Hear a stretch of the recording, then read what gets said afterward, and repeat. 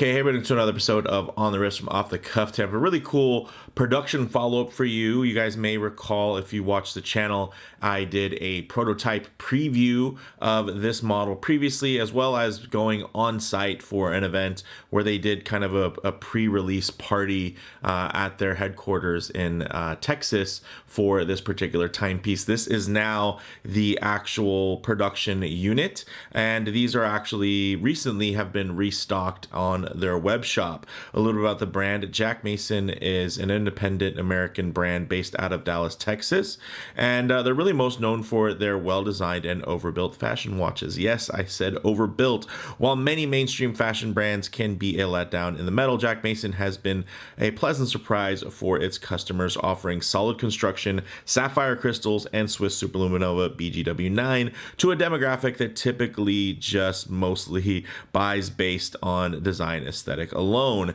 and now have been inspired to expand into the highly competitive kind of premium mechanical micro brand space, shifting the lessons learned dealing in higher volume aimed at a broad market into developing more enthusiast focused product lines.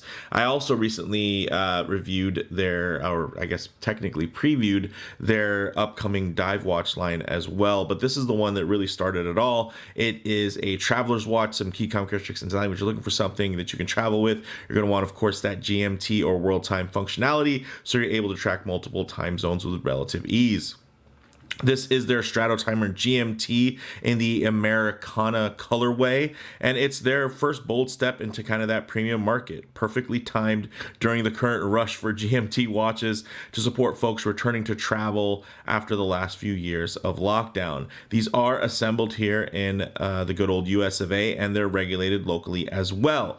These feature a new class leading GMT, a flyer or true GMT movement from Miyota with a smooth sweeping 4 hertz beat rate and an independently adjustable jump hour hand.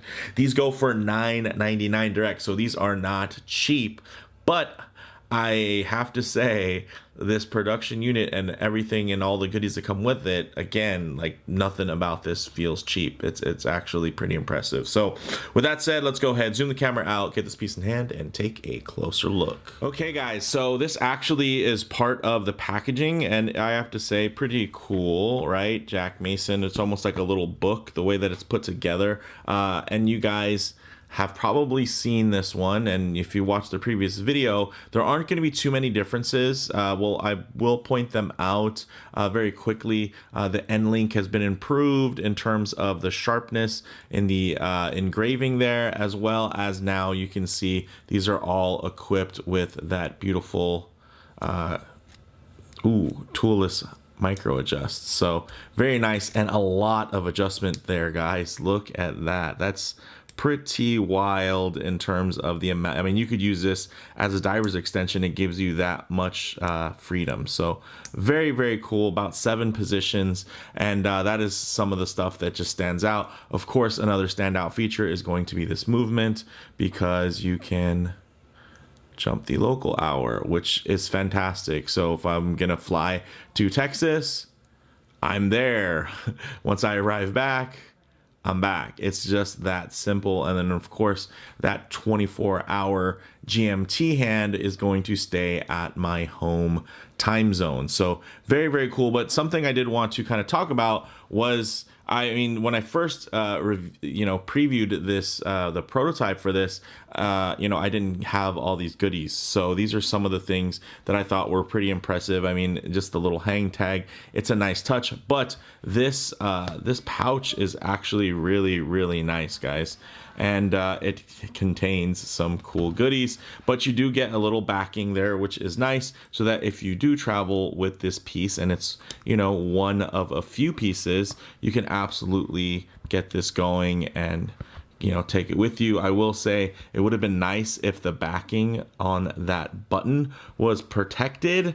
It basically, but if you just lower this down a little bit lower into there, then it'll probably have less of an issue. But something to consider when you're storing that, or you could just put a piece of tape over the back. That's kind of my only little tiny feedback there, gripe that could have been better. But I did want to showcase these straps. One, because you guys know, if you watch the channel, I'm big on both of these types of straps right now, and I've paid big bucks to get nice examples of these.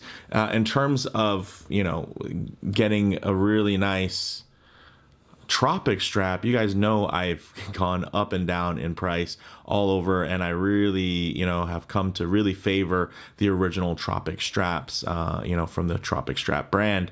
But I will say these definitely rival in terms of that pliability while still feeling quite solid, and they have a nice bit of, you know, ingenuity added in, you know, very nicely finished buckle. But one thing I really can appreciate is this keeper here, where you put that down, that locks in, and there you go. It's never going to leave that unsightly end, which I think is really great. And then of course you do have quick release spring bars for a very quick exchange. Same goes for here, except you're seeing this kind of almost Epsom like leather here. And you guys know, again, that's another type of strap that I've really gone kind of overboard trying to find nice ones. As you can see, really beautifully done. Even on the underside, you have this kind of suede finish and then beautifully finished buckle there. That didn't have to be this nice in terms of that dual finish. You're getting brushed with high polished accents. You're getting, of course, fully milled, even the finger there on that pin buckle. So I mean, that for me was like just very impressive. And, you know, these are free straps that were included kind of within that, hey, early adopters kit. So anybody who bought one of these, and you'll have to check the website if that's, you know, these types of things are still being offered. But I really did dig that, and I think that is actually a very cool offering. But now that that's out of the way, let's get to the watch itself. For those of you that may not, let me give it a quick little dust off. For those of you that may not have, you know, seen this watch before. So, of course, you're going to see that red, white, and blue layout. It definitely ties into the Americana of it. And fittingly enough, that is actually the name of this particular colorway. It has a 41 millimeter diameter. It's only 13.2 millimeters thick, and that is including that beautiful box domed sapphire crystal. Without the crystal, it's about 11.5 millimeters. So that's quite thin. And one of the nice things is if you just look at the profile, it does a great job of kind of stepping and compartmentalizing each kind of line weight. So you can see a relatively thin profile for that mid case, and then you're going to see a, you know, definitive case back protrusion, and then a definitive bezel line there, and then again another step, because nothing is all, it's not flowing, they actually break up the lines quite well. So I really do like that. I find sometimes brands can kind of try to make everything flow together, which makes it just look like you have a bubble on your wrist.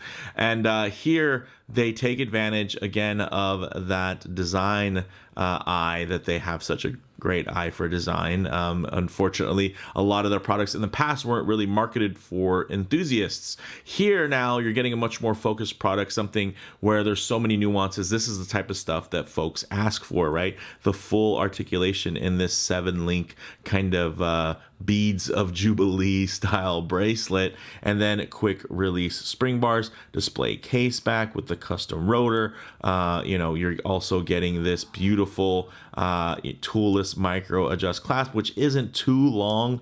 I will say, if you take a look here, guys, it's not like it's longer than the actual watch itself, or I'd say the watch head. So I really like that. I can appreciate it, and it just works quite flawlessly. Everything tucks away very nice. Everything stays very centered.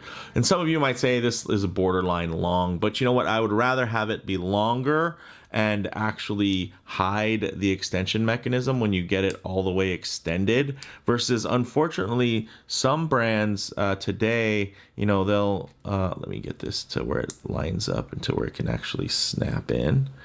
There we go. Where you're going to see kind of the unsightly under extender. And I'd rather have the clasp long enough. And honestly, this has enough extension in it where I think they probably could shorten it by just a hair here and probably get rid of some of it and maybe just use it for dedicated micro adjust versus right now, you could use it as a diver's extension as well. Because you do have, of course, rubber straps and whatnot. You can use those for diving if you really wanted to.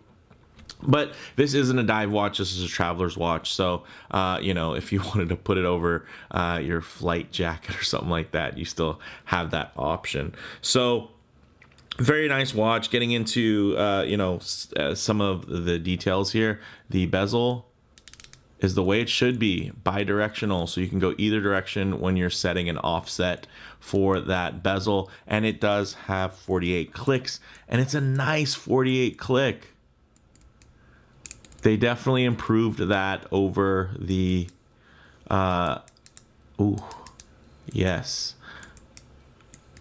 over the prototype. So kudos. The prototype wasn't bad, but I gotta say, I like how precise this feels. And that is for at a glance now. Of course, now using the 24-hour hand, if you wanted to create any level of offset there, which is great. So going from there, of course, I mentioned already the movement, 42-hour power reserve, 4 hertz sweep, regulated to plus or minus 5 seconds per day, which is extremely nice, especially at this price point at just under $1,000. A lot of times you're going to get unregulated watches and it's kind of a crapshoot. I tend to get very lucky, but it's nice when you can get something that's a bit more guaranteed. And, although it's not, certified, by a third party, like let's say a chronometer, if this was Swiss made, it's nice that they do it locally, because if you ever have any issues, guess what? Now you can send it back locally. So I think that is great. And, they probably could have tuned it to plus or minus 10 seconds and I would have been happy. But plus or minus 5 seconds per day is definitely a very nice surprise. Getting into this motif, I love the red, white, and blue. I like the darkness there that they used for the blue. It's not, overly vibrant. It's definitely more sedate, which makes it more versatile. So this is going to be able to kind of match with anything, right? White t-shirt, jeans, just pretty much anything. This is going to look great with, and I like that. You don't necessarily have to be wearing red, white, and blue, because it's a darker color palette. Even the red is definitely a little bit more muted than you would expect. So 20 millimeter lug width, which means, again, you have great strap options, even branded in-house from Jack Mason, which I think is very, very cool. So with that long kind of center section out of the way, let's actually get it on the wrist and showcase how it wears. Okay guys, as you can see on my 7.5-inch wrist, this wears just beautifully.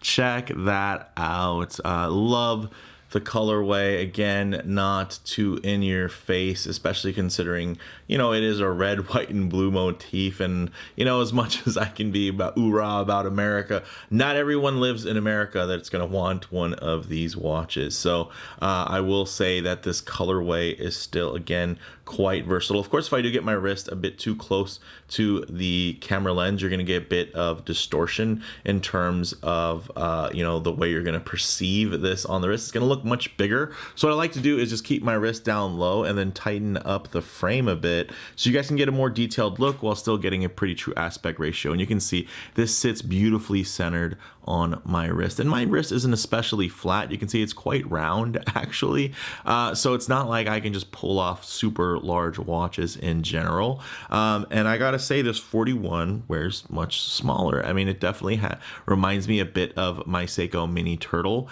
in terms of the fact that it can wear much smaller. A lot of it has to do with that more compact lug to lug of just 47 millimeters. So you can see, of course, with the rounded edges and then this beautiful taper, very classy, tapering down to 16 millimeters. So you get that 4 millimeter taper.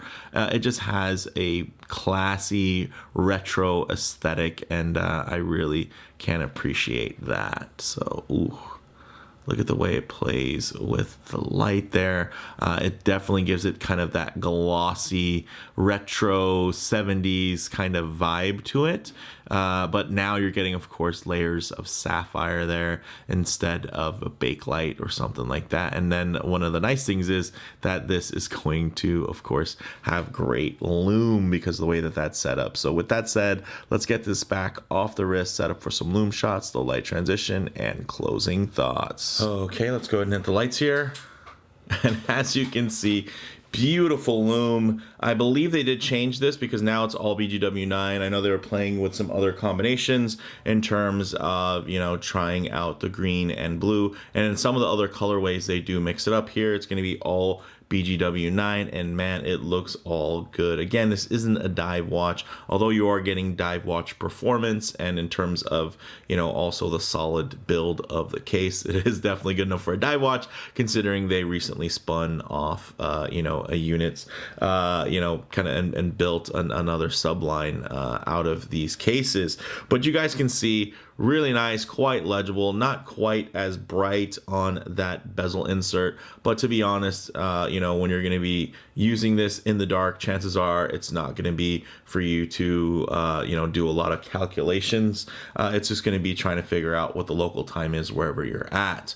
So one thing I always like to work in, of course, is a bit of low light transition, because you're not always going to be out in the middle of a field enjoying direct sunlight. A lot of times you're going to find yourself coming in and out of buildings, walking underneath overhangs, or maybe just hanging out underneath the shade of a tree. So it's nice to see what these colors, textures, and finishes render like in less than optimal lighting. So maybe include some harsh lighting, which typically could expose any types of production defects that might get washed out with the studio lights. But you can see here, really beautiful, great in terms of that fit and finish, nice and tight tolerances, and everything is quite uniform in terms of the way the light's going to glide off of that brushing. So nice extra attention to detail there that, again, you don't necessarily expect from a brand like this. And I love that they set the bar quite high for themselves, and you can see, apart from maybe some smudges on the crystal from me having to wipe it down because it's a little warm, so the fingertips are a little sweaty at the time of filming this in the summer, but man, that is a good looking watch. So closing thoughts on the wrist, really classic proportions. Again, guys, this can fit a lot of different situations, so it makes it extremely wearable. The design definitely helps both wear ergonomics and visual weight, so it's going to wear quite comfortably, and it's going to not look, overly verbose or anything like that.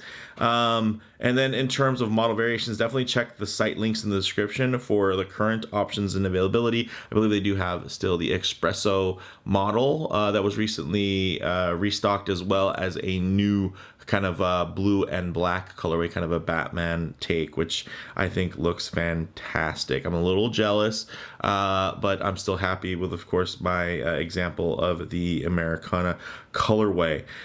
In terms of comparable models, there aren't really a lot of true flyer style GMTs that are under $3,000, and any that do come out to the market or have been released recently are using the same movement. So it's a pretty level playing field when Miyota kind of has the everything, the market cornered with such an excellent movement.